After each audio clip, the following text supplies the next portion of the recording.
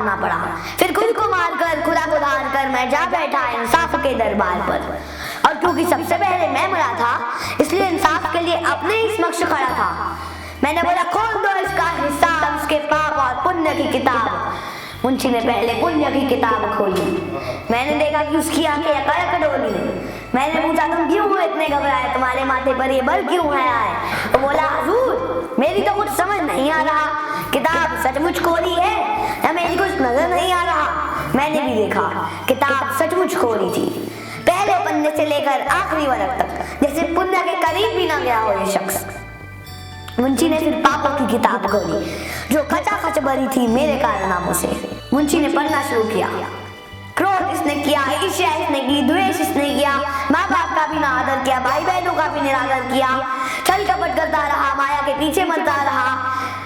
अपने फायदे के लिए इसने दिन को भी रात कहा, अपने मतलब के लिए इसने गधे को भी बाप कहा। हुजूर इसे सख्त से सख्त सजा दो, आज सारा हिसाब चुका दो।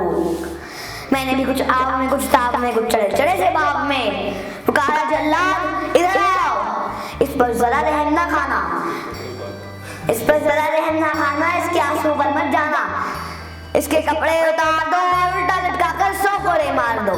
फिर गधे को बुलाओ और गधे की पीठ पर इसे नहीं, इसकी पीठ पर गधे को लाद कर ले जाओ मारते पीटते नरक के द्वार पर, ले जाओ मारते पीटते नरक के द्वार पर। और गधे को बड़े प्यार से नीचे उतार कर इसे नरक के अंदर फेंक देना, एक जोरदार लात मार कर। यह सुनते ही मैं घबराया, यह सुनते ही मैं घबराया और दरबार छूटकर अपने आप में समाया।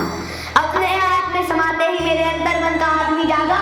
मैं खुदा का चोला उतार कर फौरन वहां से भागा और भागते भागते और भागते भागते, यकीन मानिएगा साहिब, भागते भागते मैं सीधा यही आकर खड़ा हुआ हूँ